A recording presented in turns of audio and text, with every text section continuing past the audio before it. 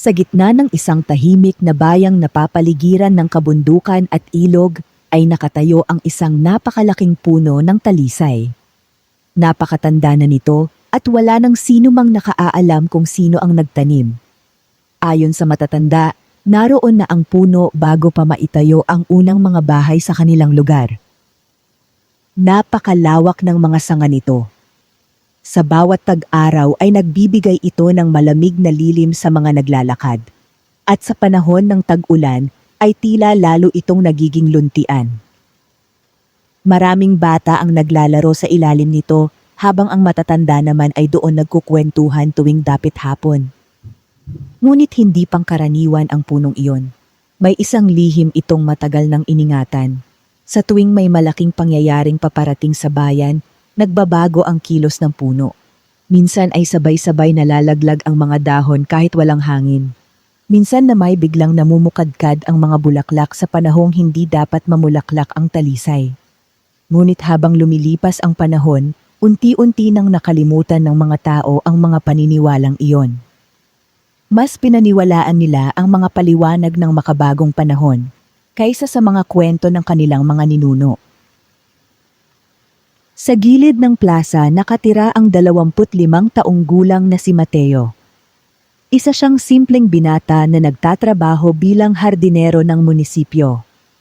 Siya ang inaatasang maglinis sa paligid ng plaza at mag-alaga sa mga halaman. Araw-araw ay dinidiligan niya ang mga bulaklak.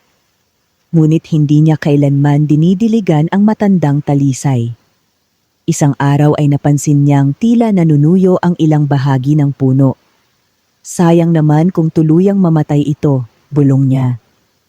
Kumuha siya ng timba ng tubig at dahan-dahang ibinuhos iyon sa ugat ng puno. Habang ginagawa niya iyon, ay may narinig siyang tinig. Huwag mong pababayaan ang punong ito. Napalingon siya ngunit wala siyang nakitang tao. Inisip niyang baka may batang nagbibiro lamang. Kinabukasan ay bumalik siyang muli. Napansin niyang mas sariwa ang mga dahon kaysa noong nakaraan. Habang nagwawalis siya ay nilapitan siya ng pinakamatandang babae sa bayan. Si Aling Rosa ay mahigit 80 taong gulang na. Kilala siyang tagapag-ingat ng matatandang kwento ng kanilang lugar. Tinutubigan mo ba ang talisay? Tanong nito. Opo. Ngumiti ang matanda.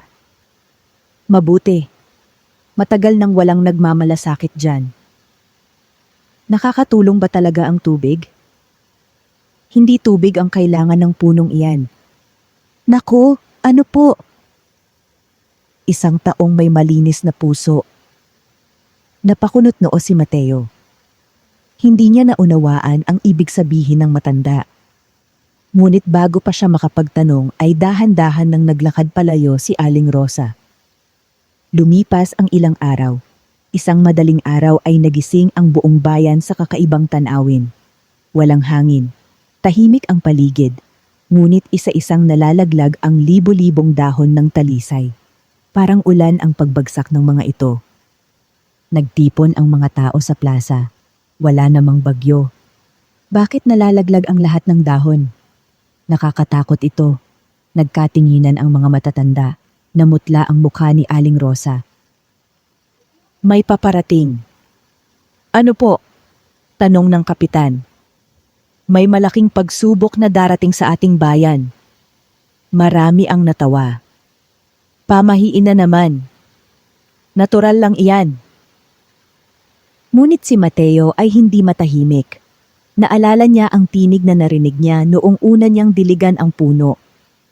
Nang gabing iyon ay bumalik siya sa plaza. Tahimik ang paligid. Wala nang tao.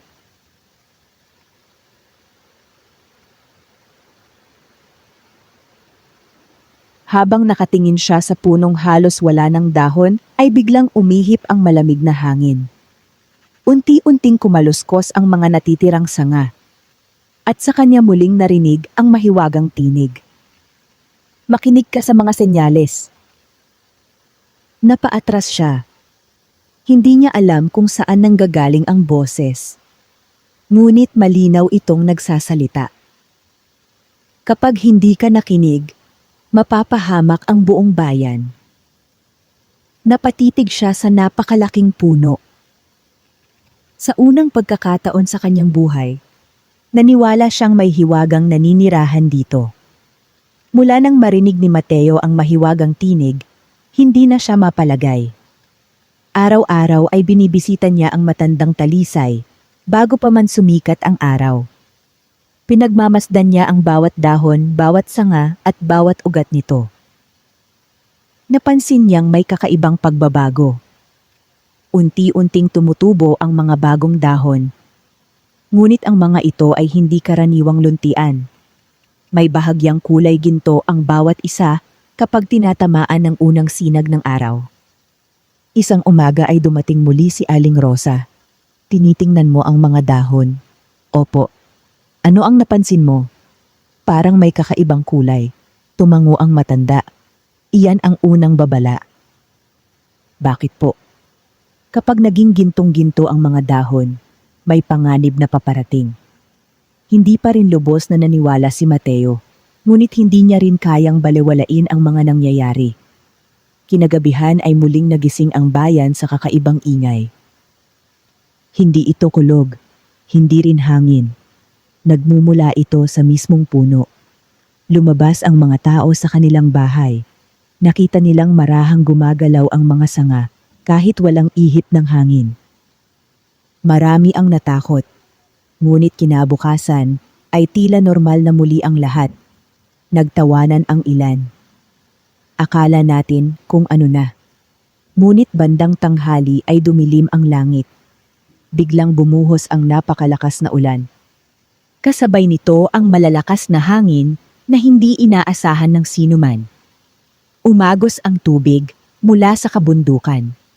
Mabilis na tumaas ang ilog.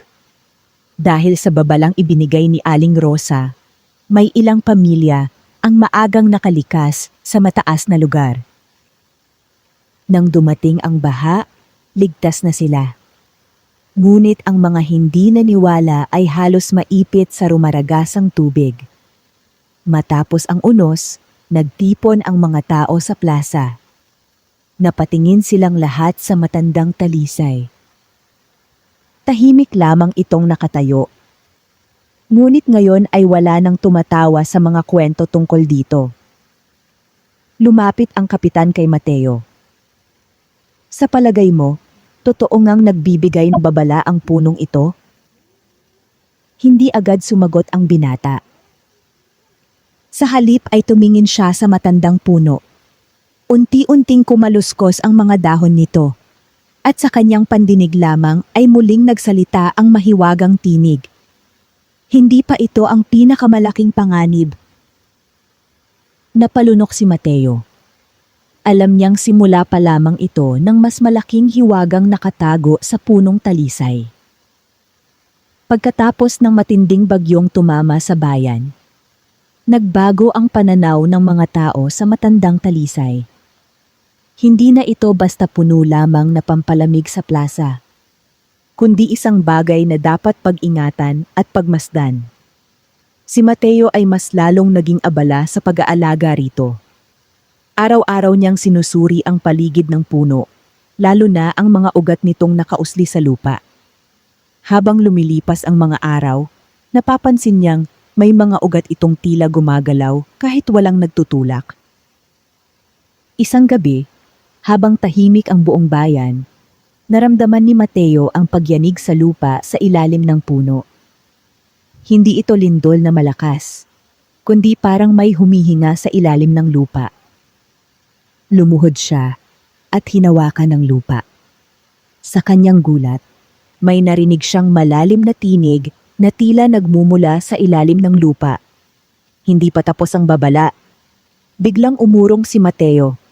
"Nasaan ka?" bulong niya. "Hindi ako nasa itaas," sagot ng tinig. "Ako ang ugat ng punong ito at ako ang alaala ng bayang ito."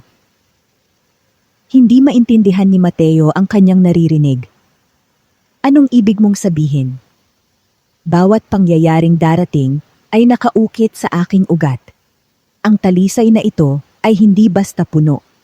Ito ay tagapagdala ng alaala at babala ng lupaing ito. Napahawak si Mateo sa kanyang ulo, para bang hindi niya matanggap ang bigat ng katotohanan. Kinabukasan, agad niyang ikinuwento kay Aling Rosa ang lahat. Tahimik lang na nakinig ang matanda. Hindi siya nagulat. Matagal ko nang alam, sabi nito. Alam ninyo po? Oo, ngunit hindi lahat ay kailangang malaman agad. Pero bakit ako ang nakakarinig? Tumingin si Aling Rosa sa puno. Dahil ikaw ang pinili nitong makinig. Napatingin si Mateo sa matandang talisay. Sa unang pagkakataon, nakita niyang tila may banayad na liwanag na umaagos mula sa puno tuwing dapit hapon. Ngunit kasabay nito ay may kakaibang pangamba siyang nararamdaman. Parang may darating na mas malaki pa kaysa baha. Isang linggo ang lumipas mula nang marinig ni Mateo ang tungkol sa alaala ng lupa. Sa panahong iyon, naging mas mapayapa ang bayan. Ngunit para kay Mateo, ang katahimikang iyon ay hindi kapanatagan, kundi isang babalang nakatago. Mas naging maliwanag ang mga dahon ng talisay. Sa gabi, tila may bahagyang kislap ang buong puno na parang bituin sa lupa. Isang hapon, biglang nagtipon-tipon ang mga ibon sa paligid nito. Hindi sila umaawit. Umiikot lamang sila sa itaas ng puno. Lumapit si Aling Rosa kay Mateo. Simula na, mahinang sabi nito. Simula ng ano po? Ang susunod na senyales. Hindi pa man natatapos ang kanyang tanong, biglang nanlamig ang hangin. Mula sa malayo, narinig nila ang isang malalim na ugong. Hindi ito kulog, hindi ito makina, parang paggalaw ng isang bagay na napakalaki sa ilalim ng lupa. Biglang nagkibitak ang lupa sa isang bahagi ng kabundukan. Nakita ng mga tao ang pagguho ng lupa, dahan-dahan ngunit tuloy-tuloy. Nagkagulo ang bayan. Lindol, umalis kayo, ngunit kakaiba ang nangyari. Hindi gumagalaw ang lupa sa buong bayan, tanging sa direksyong malayo sa talisay. Parang may bagay na pumipigil sa mas malaking sakuna na pumasok sa kanila. Pagbalik ni Mateo sa plaza, nakita niyang nanginginig ang mga ugat ng puno at muli niyang narinig ang tinig. Pinipigilan ko pa ang darating. Pero hindi ko ito kayang pigilan magpakailanman. Napalunok si Mateo. Kung gayon, anong mangyayari? Isang mahabang katahimikan ang sumunod, bago muling nagsalita ang tinig. Kapag tuluyang nagising ang ilalim ng lupa, mabubura ang kalahati ng inyong mundo. Nanlamig si Mateo. Sa likod niya, unti-unting nagtipon ang mga tao sa plaza. Lahat sila ay nakatingin sa talisay na tila humihinga ng mas mabigat kaysa dati. At doon nagsimula ang tunay na takot ng buong bayan, hindi dahil sa nakita nila, kundi dahil sa hindi pa nila nakikita. Mula nang ibunyag ng tinig ng talisay ang tungkol sa posibleng pagbubura ng kalahati ng mundo, hindi na matahimik si Mateo. Bawat gabi ay binabantayan niya ang plaza, lalo na ang ugat ng puno na tila mas lalong lumalalim sa lupa. Isang gabi, habang tahimik ang buong bayan, biglang nagbago ang hangin. Ang malamig na simoy ay napalitan ng isang mainit at mabigat na hangin na parang may dumadaang napakalaking bagay sa ilalim ng lupa. Dahan-dahang nagsimulang magbitak ang lupa sa paligid ng bundok. Hindi ito ordinaryong bitak, parang may guhit na iginuhit ng isang higanteng kamay. Nagising ang buong bayan. Lindol na naman ba ito? Sigaw ng isa. Ngunit hindi gumagalaw ang mga bahay sa plaza. Tanging ang malalayong bahagi lamang ang apektado. Tumakbo si Mateo papunta sa talisay. Habang papalapit siya, lalong lumalakas ang panginginig ng lupa. Nang marating niya ang puno, nakita niyang nakabukas ang lupa sa paligid ng ugat nito. At mula roon ay may bahagyang liwanag na kulay abo at ginto na sumisingaw pa itaas. Biglang nagsalita ang tinig. Mas mabilis na siyang gumagalaw. Siya? Tanong ni Mateo. Sino siya? Ang gumigising sa ilalim. Isang bagay na matagal nang natutulog bago pa man mabuo ang inyong bayan. Bakit ngayon lang siya gumagalaw? Dahil nabawasan ang lakas ng punong ito. Unti-unti na akong nauubos. Napatingin si Mateo sa puno. Ngayon lamang niya napansin na may ilang bahagi na ng talisay ang natutuyo. Paano kita matutulungan? Tanong niya. Hindi ko alam, sagot ng tinig. Ngunit may isa pang paraan. Ano? Hanapin mo ang pinagmulan ng ugat ko. Biglang lumakas ang hangin. At nawala ang tinig. Kinabukasan, nagtipon si Mateo at Aling Rosa sa gilid ng plaza. Ikinuwento niya ang bagong mensahe ng puno. Tahimik na nakinig ang matanda, pagkatapos ay tumango.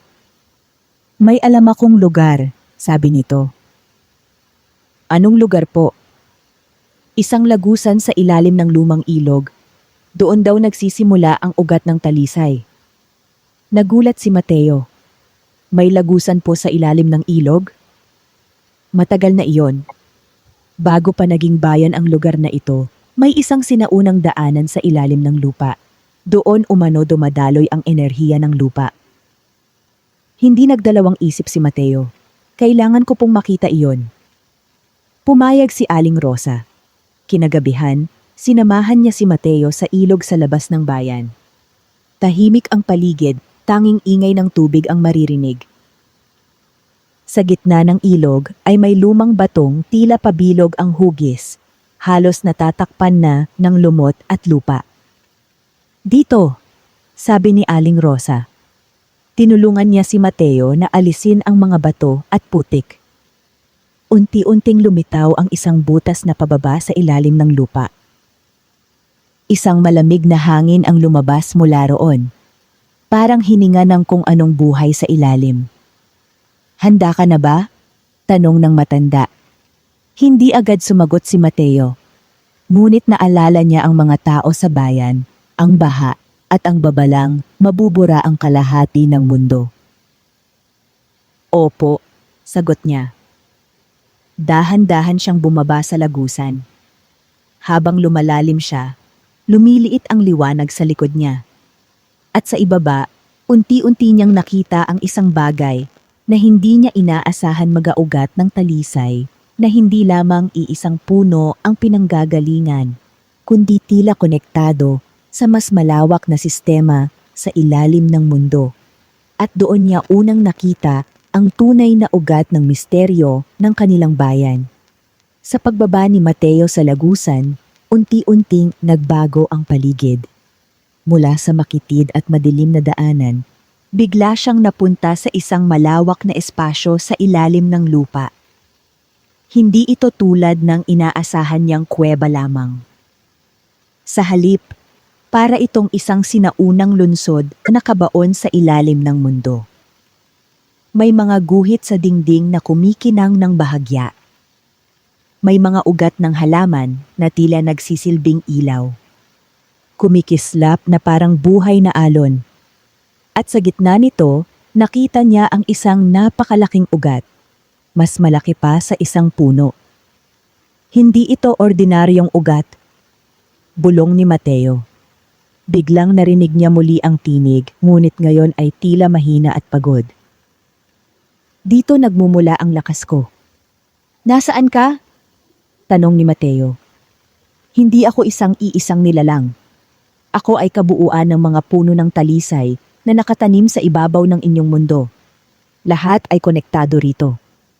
Napatingin si Mateo sa paligid. Sa unang pagkakataon, naunawaan niya. Ang bawat talisay sa ibabaw ay bahagi lamang ng mas malaking sistema sa ilalim. Bakit mo kami binabalaan? Tanong niya. Dahil ang ilalim na ito ay ginigising ng isang puwersa na hindi dapat magising.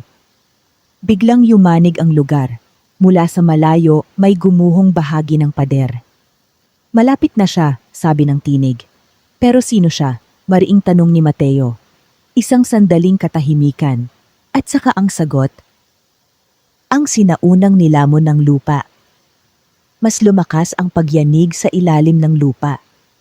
Ang lunsod na kanilang kinalalagyan ay tila humihinga, bumubukas at sumasara na parang buhay. Naglakad si Mateo sa gitna ng malawak na espasyo habang sinusundan ang liwanag ng mga ugat. Sa bawat hakbang niya, mas lumalakas ang tinig ng talisay. Hindi ko na ito kayang pigilan ng matagal. Gaano pa katagal? Tanong ni Mateo. Mga araw na lamang. Natigilan siya. May magagawa pa ba tayo? May isa, sagot ng tinig. Ngunit ito ay may kapalit. Naglakad si Mateo patungo sa pinakagitna ng lunsod. Doon niya nakita ang isang malaking hukay na tila walang hanggan ang lalim. Mula roon ay naramdaman niya ang isang napakalakas na presensya. Parang may mata na nakatingin mula sa kailaliman. Biglang nagsalita ang tinig, ngunit ngayon ay mas malinaw at mas malakas. Kapag ganap siyang nagising, kakainin niya ang ugat ng talisay. At kapag nawala ang ugat, mawawala rin ang babala sa ibabaw. Anong ibig sabihin noon? Tanong ni Mateo. Kapag nawala ang babala, wala nang makakapigil sa kanya sa pag-angat. Napahawak si Mateo sa dibdib niya. Kung ganoon, kailangan ko siyang pigilan. Hindi mo siya kayang pigilan mag-isa, sagot ng tinig. Ngunit maaari mong piliin kung ano ang isasakripisyo. Napatingin si Mateo sa kumikislap na mga ugat sa paligid. Isang buhay ang kapalit ng isang mundo, mahinang dagdag ng tinig. Nanlamig si Mateo. Sa kailaliman ng hukay, biglang may gumalaw. Isang napakalalim na ugong ang umalingaw-ngaw sa buong lunsod sa ilalim ng lupa. At sa unang pagkakataon, naramdaman ni Mateo ang tunay na pagmulat ng bagay na matagal nang natutulog. Isang nilalang na hindi dapat ginising kailanman. Sa gitna ng gumuguhong lunsod sa ilalim ng lupa, nakatayo si Mateo habang ang buong paligid ay nanginginig. Ang napakalaking presensya sa kailaliman ay mas lalong lumalakas, parang humihila ng buong mundo pababa. Wala nang oras, sabi ng tinig ng talisay. Kung hindi mo siya pipigilan ngayon, aakyat siya at wawasakin ang ibabaw. Huminga ng malalim si Mateo. Paano ko siya pipigilan? Tanong niya. May ugat dito na konektado sa pinakagitna ng kanyang pagkakakulong. Sagot ng tinig. Kung puputulin mo ito, mabubuwag ang kanyang pagkakagising. Napatingin si Mateo sa kumikislap na ugat sa harapan niya. Ito ang pinakamakapal sa lahat, parang tulay papunta sa dilim. Pero kapag pinutol ko ito, sabi niya, ano ang mangyayari sa talisay sa ibabaw? Isang mahabang katahimikan ang sumunod. Mamamatay ang puno, sagot ng tinig. Nanlamig si Mateo. Ang talisay, ang puno na naging tagapagbantay ng kanilang bayan, ay mawawala. Kasabay nito, mawawala rin ang babala. At kapag nawala ang babala, wala nang makakapigil sa nilalang sa ilalim ng lupa. Nagsalita muli ang tinig, mas mahina na ngayon. Wala kang perpektong pagpipilian. Napaupo si Mateo sa lupa. Sa unang pagkakataon, naramdaman niya ang bigat ng responsibilidad na hindi dapat hawakan ng isang tao lamang. Sa kanyang isipan, dumaan ang mga imahe ng kanyang bayan. Ang mga bata sa plaza, ang mga matatanda, ang mga bahay, ang ilog, ang mga bundok. At sa kabila nito, ang posibilidad na mawala ang lahat. Dahan-dahan siyang tumayo. Kung pipili ako, sabi niya, pipili ako hindi ng pagkaligtas lang, kundi ng pag-asa. Lumapit siya sa ugat. At kung kailangan kong isakripisyo ang puno, gagawin ko. Biglang nagliwanag ang buong lungsod sa ilalim ng lupa. At sa malayong kailaliman, narinig ang isang galit na ungol. Parang isang bagay na napigilan, ngunit nagising na ng tuluyan. Mateo, bulong ng tinig. Handa ka na. Sa ibabaw, sa bayan na tahimik na muling nababalot ng ulap, biglang umihip ang hangin ng napakalakas. Ang matandang talisay sa plaza ay nagsimulang manginig. Isa-isa, nalagas ang mga dahon nito ng sabay-sabay, parang ulan na ginto at luntian. Nagtipon ang mga tao. Bakit nangyayari ito? May sakuna na naman ba? Si Aling Rosa ay tahimik lamang na nakatingin sa puno. Hindi ito sakuna, sabi niya sa mahinang tinig. Paalam ito. Sa ilalim ng lupa, si Mateo ay nakaharap sa kumikislap na ugat. Nararamdaman niya ang paggalaw ng buong mundo sa kabilang panig. Isang huling beses, narinig niya ang tinig. Kapag pinutol mo ito, mawawala ako. Ngunit mananatili ang mundo. Hindi ka na makakatanggap ng babala kailanman. Tumulo ang luha ni Mateo.